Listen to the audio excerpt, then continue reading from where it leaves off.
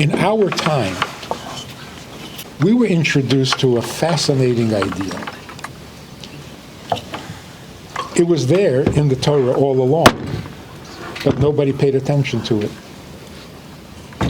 until Hasidus made it a central pillar of Judaism. And that is, why did God create the world? It's a really good question. It's an important question. And the reason it's a question is because it's so mysterious. God existed forever and then suddenly decided to create a world. What changed? What happened? See, if you study evolution, if you go the scientific route, what happened was the subatomic particles collided with the gases, and there was this big bang. But that can only happen if you have two ingredients, and they're antagonistic. So you have a catalyst when there's one thing colliding with another thing, something is going to happen. But when you believe that there was only God, what was the catalyst? Like, why won't the scientists tell you whether the particles came first or the gases came first? Not because they don't know. They don't want to know. Because if you say, first, there were particles, that's the end of the story. There was nothing but particles. That's it. Story's over. Nothing is ever going to change. So you have to assume two things. Well, but two things is not the beginning. You can't start with two things. So the reason they're avoiding the real origins of the universe is because they have to go back to the original one ingredient. But then the story's over. Then nothing would happen. So they started off saying origins of the universe. Now they changed it to the age of the universe. We don't know how it started, and we don't want to know. We'll just tell you how long ago it happened. So we believe that there was only God. Well, what happened? So some people say, in the Torah, God created the world out of kindness. He needed someone to be kind to. So he created the world so he could be kind to us. That answer doesn't really resolve the question because, first of all, you call this a favor? He's doing us a favor? Secondly, what do you mean he did it out of love or out of kindness? Kindness didn't exist. Only he existed. There was no kindness. Kindness was created on Sunday of creation. So you can't say he created the world out of kindness when kindness is part of what he created. So when we say he created the world out of nothing, we mean nothing. Not just no mountains and valleys. Nothing. There was no kindness, there was no love, there was no need for a world. It didn't exist even in potential. There was just him. The only real explanation, as the Alter Rebbe pointed out for the first time, is an obscure medrash where the sages say the entire universe came into existence because God had a desire. In other words, it was internal combustion. There was nothing else to be a catalyst. It was internal. Internally, God had a passion for this world. And what was the passion? To have a dwelling place in the lowest world. That's it. The existence of the universe is God's passion for a dwelling place in the lowest world. Adira b'tachtonim. So he created all the worlds until he got to the lowest world, and he placed us in the lowest world and said, make me a home. Make this lowest world the most comfortable, the most godly of all worlds.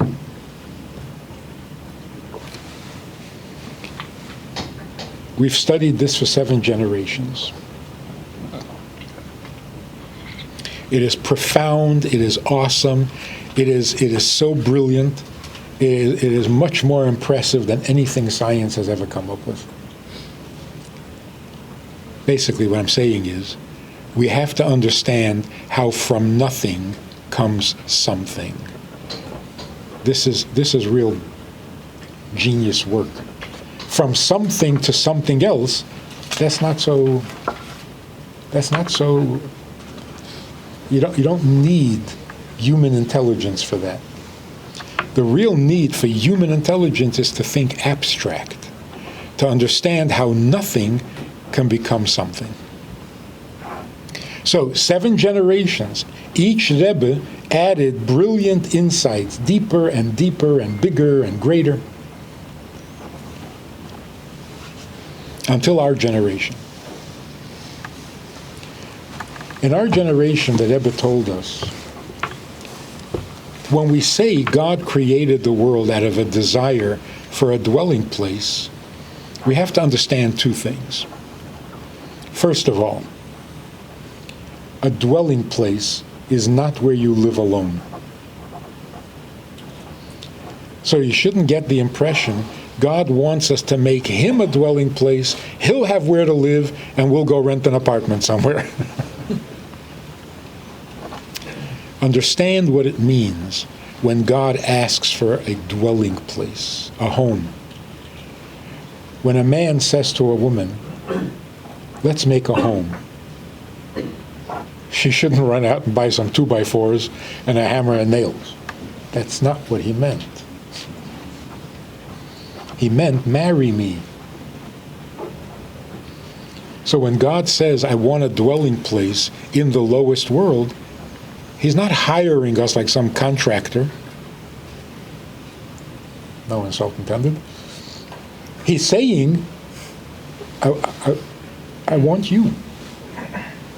I want a relationship with you. And for that, we need a special place. That's number 1. Number 2, if God says, I'm creating this world because I have a desire or a drive or a need for a dwelling place, doesn't that put him at a disadvantage? He is now vulnerable because he wants this dwelling place, and it's up to us to make it happen. So when God says, I'm giving you free choice, and this is what I need you to do, he's stuck. He is now vulnerable. Because what if we decide not?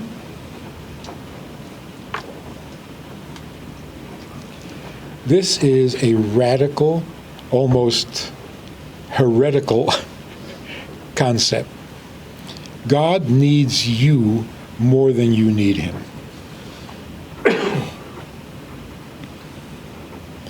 We're getting to know him a little bit. He's not that mysterious, all-perfect, untouchable, invulnerable. No. He has got such investment in creation that he is more needy than we are. Because if the world blows up tomorrow, whose loss? Not mine. His loss. Wow, this is a whole different relationship. How is that possible? How can the infinite, all-powerful, almighty, eternal God end up being more vulnerable than us? Here's the point. Infinite, almighty, and eternal, those are not compliments. That's not what makes him God. That just makes him old, ancient. What makes him God is that he needs us. I'm going to apply it in a practical example. It's the week before Pesach, and I'm getting the kitchen ready. My non-Jewish neighbor walks in. I said, "What happened? The sink is disconnected. I pulled the oven out. I'm replacing it. There's aluminum foil on the walls, on the ceiling." He says, "What happened?" So we're getting ready for a holiday. He says, "Which holiday?" I said, "Passover." He says, "What is that?" I said, "That's when we came out of slavery." He says, "When did that happen?"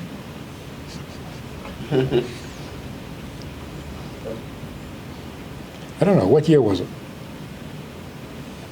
I said, about 3,000 years ago. He says, "Really?" Get over it.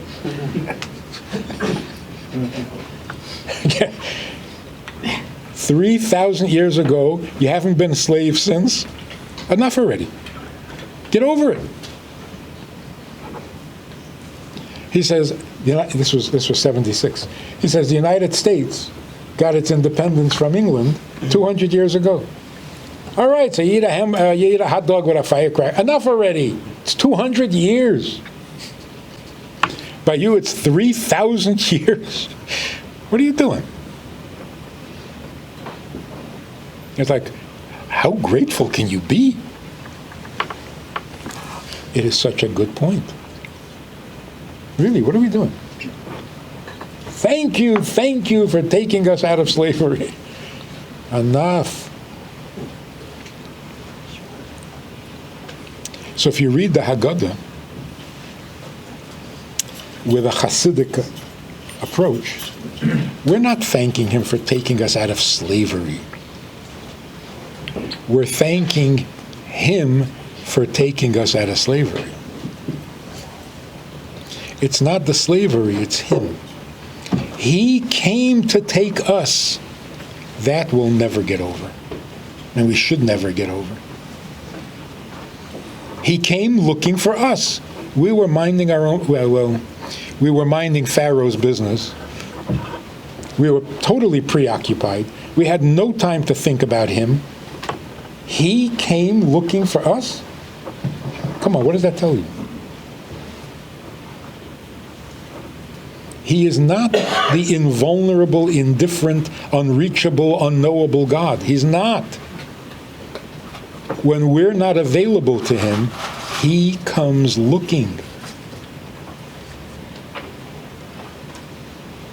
And if he has to bring frogs, he brings frogs. And if he has to turn water into blood, he'll turn the water into blood. All of that to get us to be his.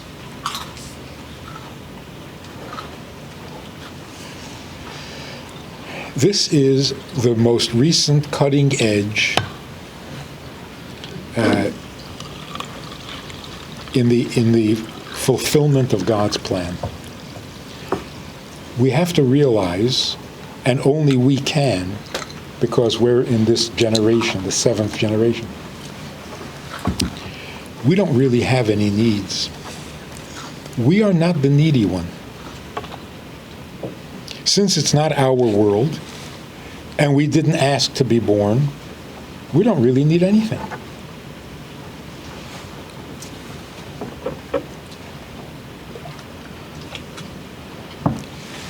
The things we describe as our needs are not. They're not our needs.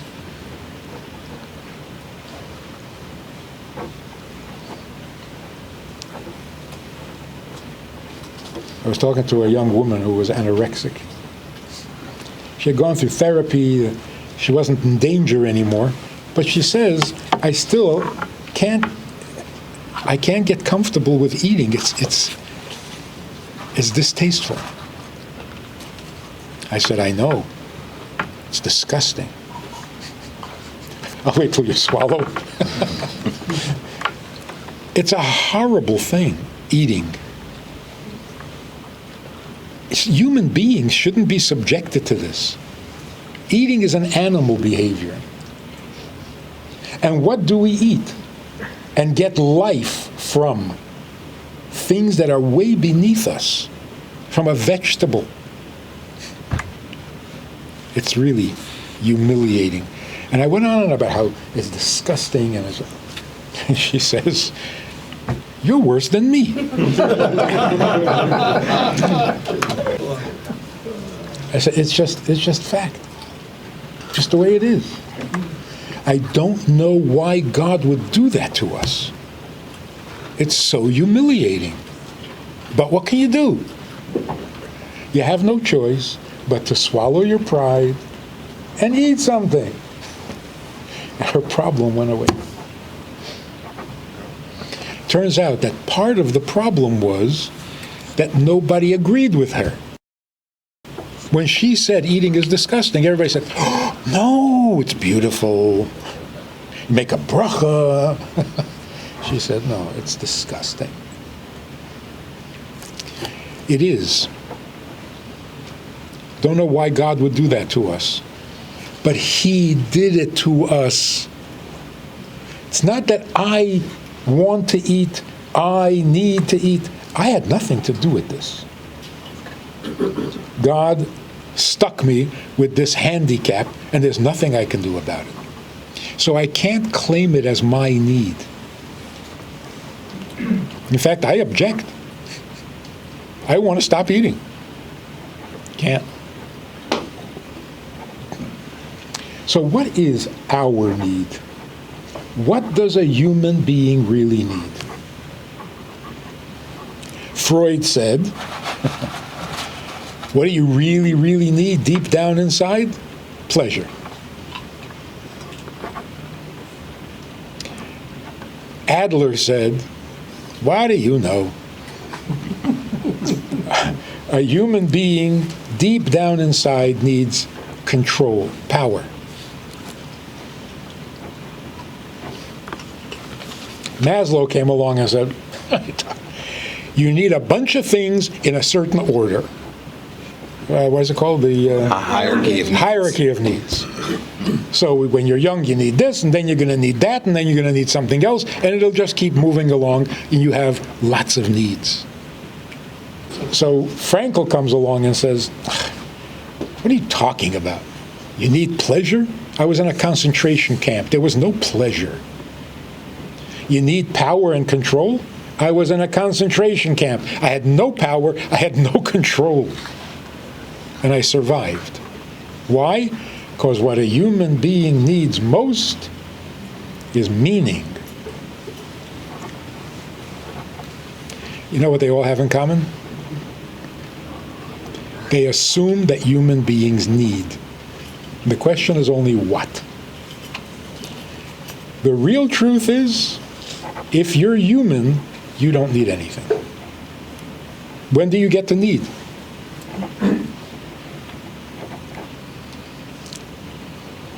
You're born without your consent.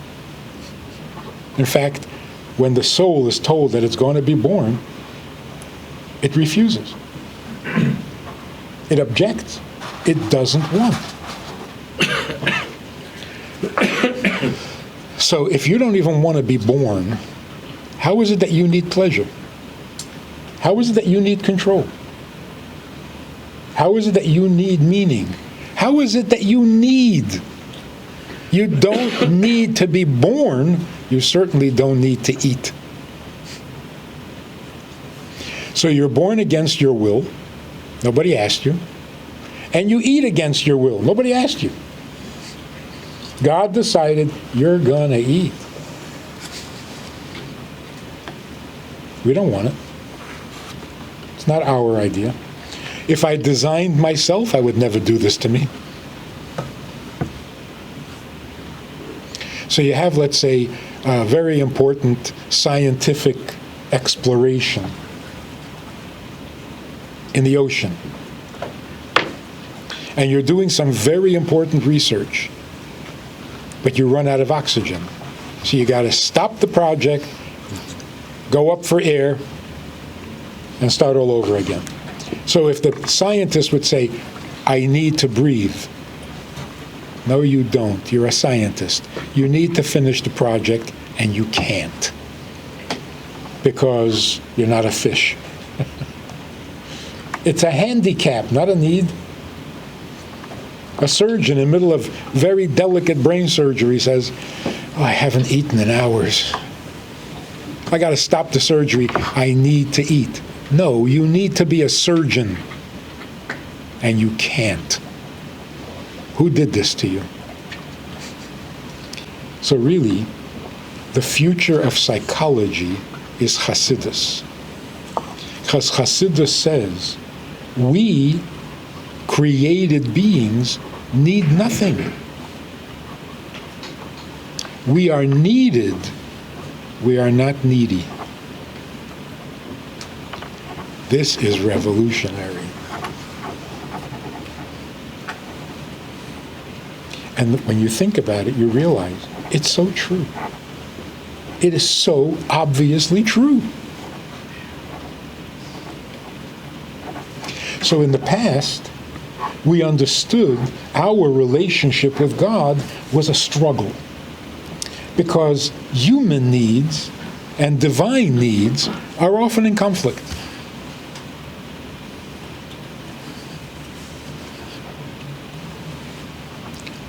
And what is the solution? Cancel your needs and your opinions, because God's opinion is more important. And what if I don't want to? Well, then you're going to get it. You're going to suffer. You're going to go straight to hell. That's not a good picture. We are not at war with God. It's His world. He's the creator. It's His need. We don't have needs. None. And that's why we don't ask to be born, because we don't need any of this. This is the most liberating psychology ever.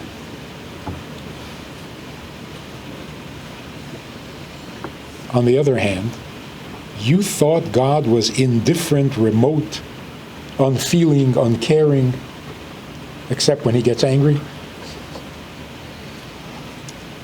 Got the wrong God. That's not the God of Israel. The God of Israel needs you more than you need Him. So all of a sudden, we find ourselves in the service of God. Not because we want to, not because we're religious, not because we're holy, but because there's no option. Your entire life is His design.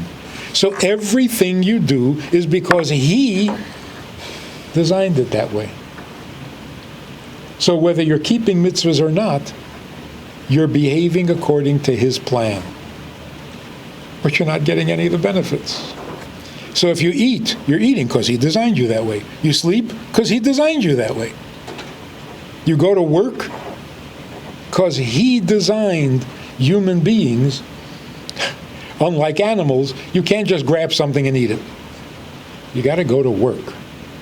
And from the work, you got to make money. And from the money, you got to buy stuff. And the stuff will give you a life so that you can accomplish something. It's all His plan. So when a person says, I'm not going to put on tefillin, I'm not religious. You are so religious. If religious means doing what God wants, that's all you do all the time. You just don't give Him any credit. You're always constantly doing what he wants, but you claim that you want it. That's not nice. Not nice. He makes you eat and you say, I want to eat. I need to eat. What are you doing?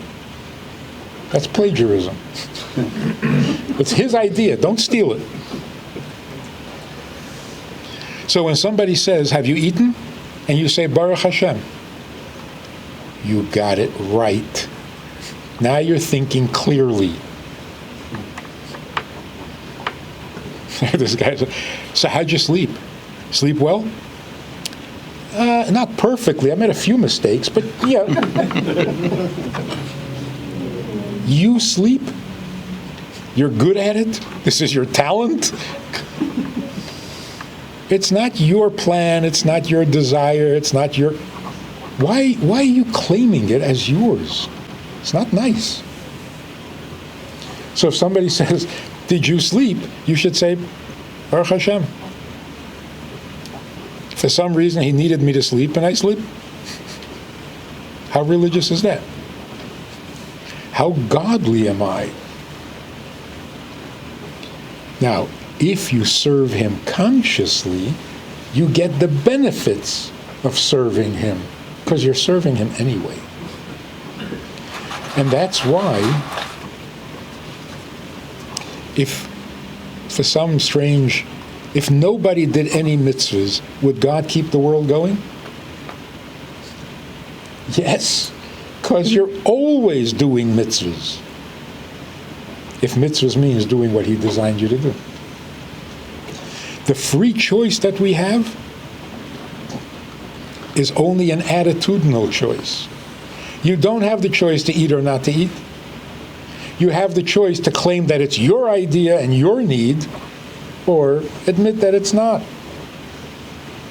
It's his plan, it's his design. You're doing it because he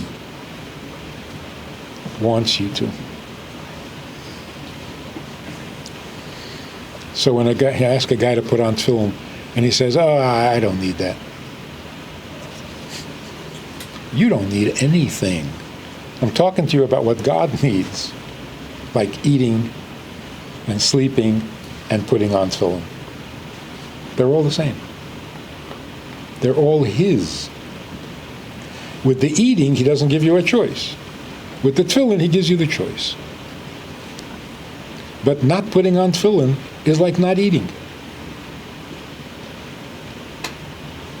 And eating is like putting on tefillin. So if you haven't put on tefillin, at least eat something. Do something godly. If you think about it, all our problems come from this false assumption that I need. If I'm laboring under this misconception, I need, then Maslow is right. You need all sorts of stuff, and you'll never satisfy it. So it's not a good plan. It's not a good design. You don't need. You don't need. You are necessary. You are needed in a vast eternal plan, but you have no needs. Well, actually, we have one need: to find out who needs me. This I need to know who needs me. Because otherwise, I don't know why I'm here. I don't know what I'm doing here. Because I don't need this. Now, on the one hand, this is kind of futuristic. Superhuman beings with no needs, just available to serve. It's like science fiction. Humans that have no need but get all their pleasure from serving others or serving God. This is our future. This is Mashiach. But in this transition that we're going through, there's a dangerous negative side. We realize I don't need this, but I have no idea that I am needed, which makes me suicidal. And if you read about it, recently, in the last 2 or 3 years, suicide has become fashionable, not desperate. People very successful, very comfortable, commit suicide. Why? I don't need this. Young children, I'm sure you've heard this. You ask them to do something, and their answer is, I didn't ask to be born. You didn't have me for me. Oh, they're such nasty statements. They're a little depressed. That's the only way we can explain this. But really, they're onto something. They're so right. I have to go to school, and I have to clean up after myself, and I have to share my toys. I didn't even ask to be born. How did I end up with responsibilities?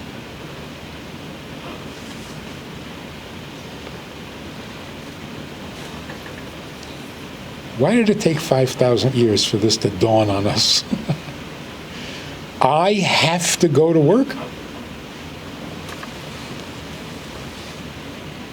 I don't have to anything. I didn't ask for this.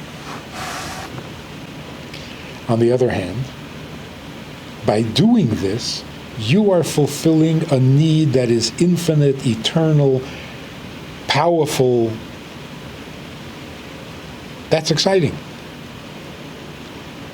So, here's what's happening to our generation, particularly to the kids. And if we don't catch on, it's not going to be pretty.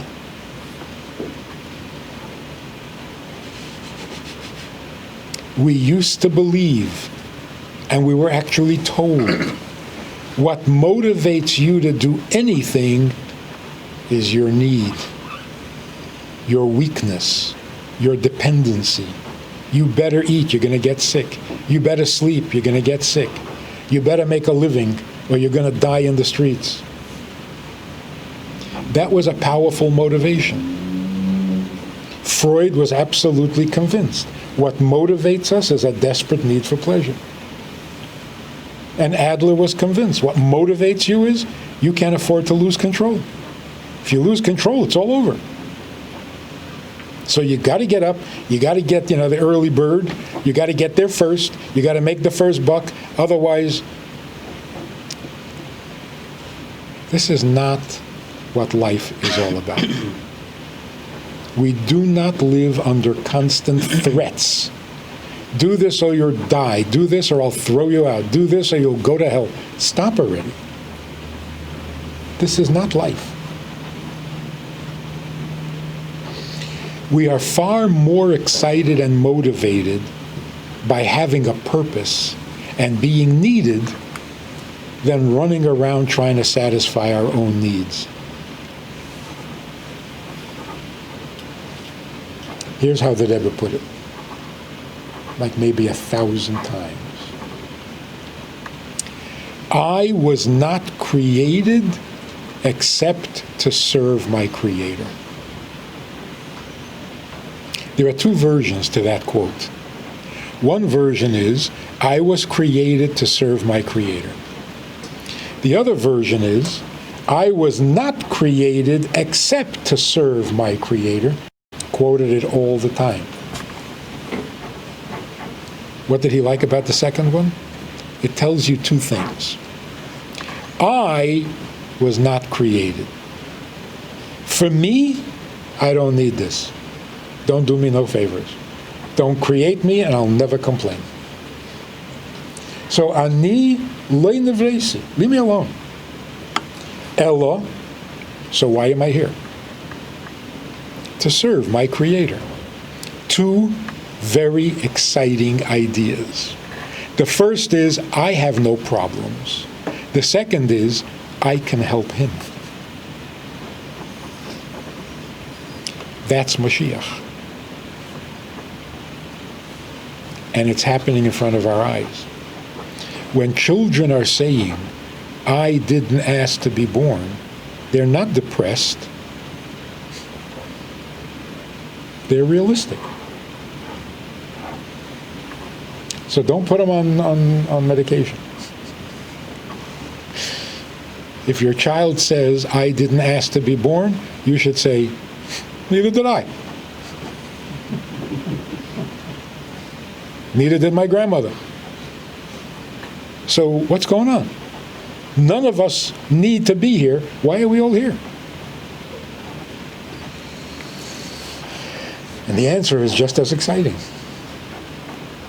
The infinite, all-powerful, almighty God depends on you for his need. Only God can be needy. Do you see the turnaround? Only the Creator can be needy. He invited you into his house. What do you need? So by telling us that we are needy, we're serving idols.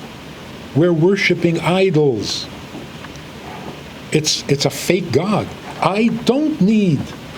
How could I need? I didn't plan this. I didn't ask for this. I didn't cause this. It's got nothing to do with me.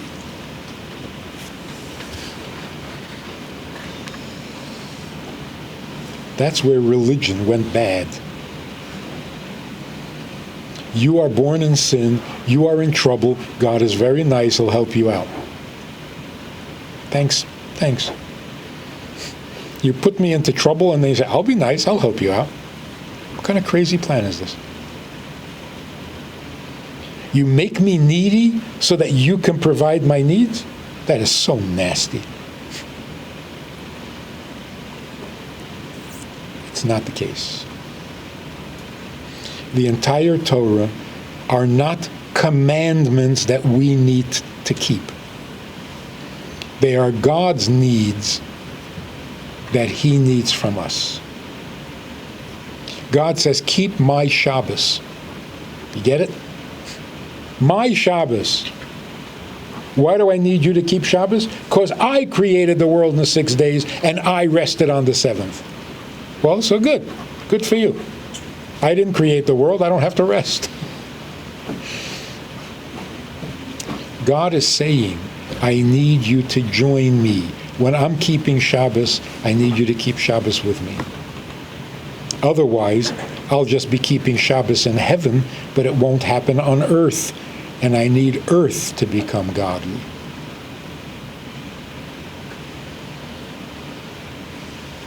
So here's the punchline. We are not on earth to get to heaven. That's disturbed thinking. God puts us on earth and says, let's see if you can get to heaven. What a nasty plan.